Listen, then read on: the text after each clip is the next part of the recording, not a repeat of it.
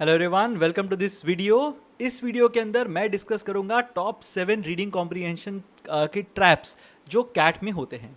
Now the objective of this video is for you to be able to identify कि क्या क्या traps होते हैं आरसी सेक्शन के अंदर, क्वेश्चंस के अंदर, and then you will be able to avoid them very easily. तो मैंने क्या किया है, पिछले कुछ सालों के जो क्वेश्चंस है ना, एक्चुअल क्वेश्चंस विद ऑप्शंस ये लिए हुए हैं to describe each and every trap. So without further ado, let's start with the first trap and see what happens.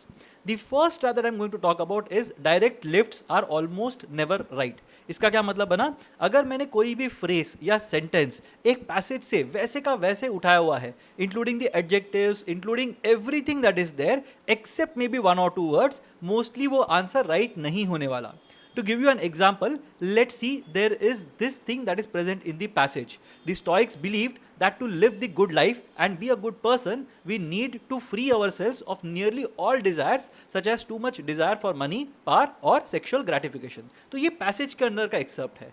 ये देखना option। The Stoics valorized the pursuit of money, power and sexual gratification.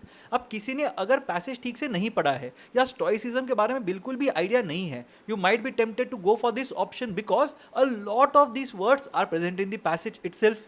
but यहाँ पे ये correct answer नहीं था। You will see quite a few questions like this every year at the CAT, जिसके अंदर वैसे के वैसे words या phrases या पूरा का पूरा sentence भी उठाया हुआ है, but that is almost invariably not going to be your answer. Moving on to the next trap. This trap says that extremes are seldom right. इसका मतलब क्या बना? अगर मैं कोई भी एक ऑप्शन के अंदर एक एक्सट्रीम पोजीशन ले रहा हूं जहां पे मैं बोल रहा हूं कि एवरीथिंग इज लाइक दिस और एवरीबॉडी इज लाइक दिस, या ये कॉन्सेप्ट बिल्कुल एप्लीकेबल नहीं है या हर जगह पे एप्लीकेबल होगा, जो पैसेज के परव्यू के बाहर है। So if a passage is talking about one thing but the option is saying that everything is possible, फिर वो प्रॉब्लम है। जैसे फॉर एग्जाम्पल ये क्वेश्चन यहां पे दिया था या इसके अंदर एक ऑप्शन था, तो बेसिकली दो ऑप्शंस मैं आपको दिखाऊंगा, एक ऑप्शन राइट है और एक ऑप्शन गलत है। So these are the two options that we have. The first option says that understand. So why was this passage basically written, or why was this particular part mentioned in the passage? Understand that the variety of romanticisms renders a general analysis impossible. And second thing, prefer to focus on the fundamental concerns of the romantics. अब इन दोनों में से अगर मुझे पूछा जाए कि answer क्या होगा, मैं मोस्टली बोलूंगा कि सी मेरा आंसर होना चाहिए। Why? Because a passage will not tell you that something is impossible. अगर बोला है एक्सप्लिसिटली कि भाई ये चीज इम्पॉसिबल है, तो फिर मैं शायद मार्क करूंगा ऑप्शन ए को। बट पैसेज में कहीं पे भी इम्पॉसिबल नहीं बोला है, डिफिकल्ट बोला हुआ है, right? So difficult is different, impossible is different. Getting a 99 percentile in CAT is difficult, but getting a 99 percentile in CAT is not impossible. तो ये दो अलग चीजें होती हैं, that's why option A is not the correct answer here. Moving on to the next one, ये बहुत ही इंपॉर्टेंट यहाँ पे ट्रैप है, that is called misappropriations. Misappropriations मतलब कोई एक जगह की चीज हमने कोई अलग जगह पे उसको जाके again we try to take it and extrapolate it somewhere else. तो इसका मतलब क्या बना? The author refers to the ancient Greek philosophers to do what? Now one option is indicate their various or the various similarities between their thinking and Pinker's conclusions, and reveal gaps in Pinker's discussion of the importance of ethical considerations in rational behavior. ये last का passage एक बार जाके check कर लेना, it's a very interesting passage. I think CAT 23 slot 3 का passage है, तो देख लेना इसको एक बार। अब यहाँ पे अगर देखेंगे ना, तो पैसेज में एक जगह पे कहीं पे तो सोक्रेटिस लिखा हुआ है। अब सोक्रेटिस लिखा हुआ है, we might assume that Socrates is a Greek philosopher और Plato is a Greek philosopher, Aristotle is a Greek philosopher. तो एक कहीं पे ना कहीं पे प्लेटो के बारे में दिया हुआ है या सोक्रेटिस के बारे में दिया हुआ है। Now we can say that अच्छा यहाँ पे सोक्रेटिस की बात की है और वहां पे बताया कि कैसे पिंकर का थॉट प्रोसेस भी सेम था, तो maybe B is my right answer, but not the case. अगर पैसेज पूरी तरह से पढ़ोगे, लास्ट पैराग्राफ पूरा का पूरा जो है वो एथिकल एंड मॉरल कंसिडरेशंस के ऊपर पूरा का पूरा रिलाई करता है, and that is basically the gap that we are talking about in this particular context. So passage पढ़ लेना, बहुत ही मजेदार पैसेज है and you will enjoy answering the questions as well. एक स्पॉइलर दे दिया मैंने for one of the questions, but you will see what I am talking about if you read this passage carefully. Moving on to the next trap, not in the passage, not your answer. कहीं से भी extra information लेके नहीं आना है if you are planning to answer a question from an RC passage, right. सारा का सारा चीज पैसेज के अंदर ही दिया होना चाहिए। It does not matter if you know history, geography, science, sports, entertainment, कुछ भी नहीं पता तो भी चलेगा, पैसेज के अंदर सब कुछ दिया होगा। The only thing that you might not know is vocabulary, तो वर्ड्स के मीनिंग शायद पता नहीं होंगे, बट अगर कोई भी चीज फैक्चुअली पैसेज के अंदर नहीं दी हुई है, you can not mark that as your answer.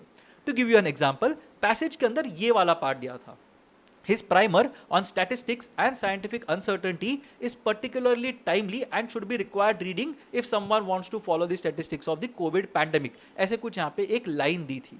तो his primer on statistics and scientific uncertainty is particularly timely, ये सब दिया हुआ है। एक क्वेश्चन के अंदर ना एक ऑप्शन था, बड़ा ही प्यारा ऑप्शन है, क्या बोल रहा है? Helps people to gain expertise in statistics and other scientific disciplines. अब statistics and other scientific disciplines तो यहाँ पे दिया हुआ है इन सम वे और द अदर, बट एक्सपर्टीज की बात की है क्या?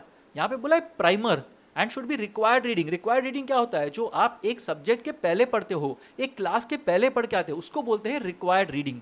सो this is a basic level of understanding that you will get if you read this particular bit. तो his primer on statistics and scientific uncertainty is a primer. Primer मतलब जो first आता है, सिंपल वाला चीज जो होता है उसको प्राइमर बोलते हैं। जो पेंट में भी आपने देखा होगा कि प्राइमर लगाते हैं पहले, right. So that is basically the base जिसके ऊपर पूरा का पूरा बुक बेस्ड है। Now this is what we are talking about here. तो ये आंसर जो है वो बिल्कुल गलत है, एक्सपर्टीज की बात तो नहीं की है। We are just talking about getting a simple understanding of the topic. Now moving on to the next trap, ये है ट्रैप नंबर 5। यहां पे मैंने बोला है no topic name no right answer. अगर टॉपिक का नाम ही नहीं है तो वो आंसर कैसे हो सकता है? So I will show you 4 options. एक पूरा का पूरा पैसेज था, कैट 22 का पैसेज है, बहुत ही मजेदार पैसेज है। Again have a look at the passage and I am sure you will enjoy that particular passage. Passage था पूरा का पूरा अनडेड के बारे में। सो क्या कॉन्सेप्ट होता है अनडेड का, right? What happens after death, या what exactly are the various things that we call undead, including ghouls, zombies and so on and so forth. तो पढ़ लेना पैसेज, बहुत इंटरेस्टिंग पैसेज है। उसके अंदर ना पूछा गया था कि भाई इसका मेन आइडिया क्या है, या क्या है इस पैसेज का ऑब्जेक्टिव। इसके 4 ऑप्शंस मैं आपको बता देता हूं, एक बार देख लेना and then see what should be your right answer. The passage discusses, what does this passage do? This passage discusses the evolution of theories of the undead from primitive thinking to the age of enlightenment. Second option, the passage describes the failure of human beings to fully comprehend their environment. Third option, the writer discusses the transition from primitive thinking to the age of enlightenment. And last option, the writer describes the ways in which the undead came to be associated with shamans and the practice of magic. अब पूरा का पूरा passage है undead के बारे में, और 2 options के अंदर अनडेड लिखा ही नहीं है। So these 2 options are definitely wrong. तो इसका मतलब क्या बना? मेरा आंसर या तो फर्स्ट ऑप्शन है या तो फोर्थ ऑप्शन है। Now if you think about it, यहां पे evolution of theories of the undead is the more appropriate option. तो मैं स्पॉइलर दे रहा हूं, यहां पे option 1 is the right answer. क्यों राइट आंसर है? Because shamans and the practice of magic जो है ना, वो सिर्फ एक जगह पे पैसेज में कहीं पे दिया हुआ है। So although it has not been mentioned कि evolution of theories के बारे में ये passage बात करेगा, we know that shamans and the practice of magic is only one part of the passage. इसके लिए वो तो main idea हो नहीं सकता। So that is a very common trap here. No topic name, no right answer. Moving on to the next trap, trap number 6. Last तक देख लेना, you will get trap 7 as well, जो बहुत important trap है। यहाँ पे forget complex question stems. Last 3 या 4 सालों में ना CAT has been very difficult because of the question stems that are there. तो ऐसे कुछ क्वेश्चन स्टेम्स आ जाते हैं, ये भी लास्ट ईयर का है। Which of the following if true would make the reviewer's choice for the pronoun who or for Gaia inappropriate? If true then inappropriate. So इसको कैसे टैकल करेंगे? 2 तरीके होते हैं, 2 नेगेटिव्स निकाल दो and you will and up getting the right spirit of the question.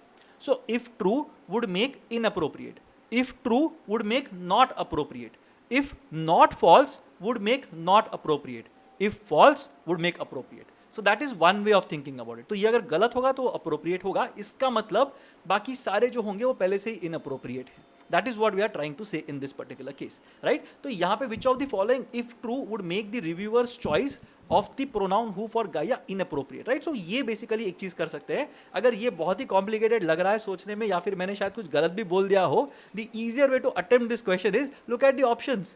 4 में से 3 चीजें जो होंगी ना वो शायद पैसेज के अंदर दी होंगी, और एक चीज जो होगी वो पैसेज के अगेंस्ट जाएगी। You have to figure out which one goes against the passage।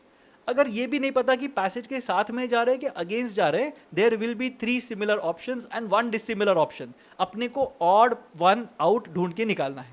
That's the only thing. तो अगर ऐसा कुछ क्वेश्चन आता है ना, if true then something happens, if not true then will affect inappropriately, या सबसे ज्यादा इट विल नेगेट एक्सेप्ट, ऐसा कुछ अगर बहुत ही वियर्ड क्वेश्चन स्टेम आता है ना, what you can do is spend some time on the options, see how many options are given in the passage. अगर दो भी चीजें दिख गई ना जो पैसेज के अंदर एग्जैक्टली दी हुई हैं, तो I know that what is not given in the passage is my answer. तो ये हमेशा ध्यान में रखना, don't get stuck in these kind of complex stems. And last में सबसे important trap according to me, if you look at it, the analogy. और जो भी आंसर होगा ना वो लेटर में राइट होना चाहिए और स्पिरिट में भी राइट होना चाहिए. It need not be literal meaning of something, it also has to be the spiritual meaning of something या the intended meaning of something. बहुत ज्यादा इंपॉर्टेंट हो जाता है. जैसे एक क्वेश्चन मैं दे रहा हूं, कैट 2017 का है शायद, फ्रॉम व्हाट आई रिमेंबर, एक बार देख लेना.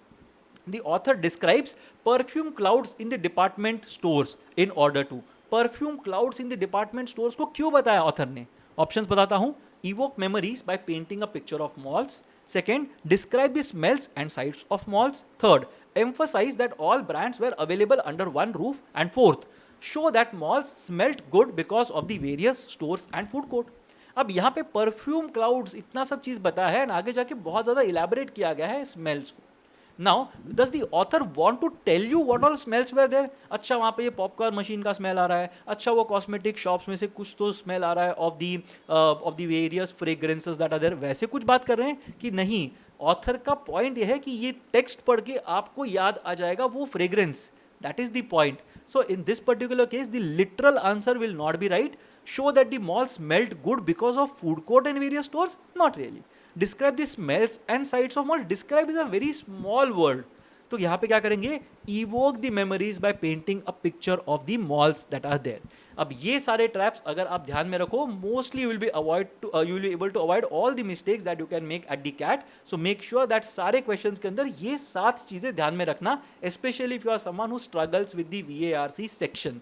ये ट्रैप्स में अगर नहीं गिरोगे, mostly you will be able to make very few mistakes and will be able to go through the section. बहुत ही इजीली कट ऑफ क्लियर हो जाएगा. So don't worry about it, apply all these things and you should be fine. I'll see you in the next video. Till then, keep preparing for the CAT and wish you all the best for the test.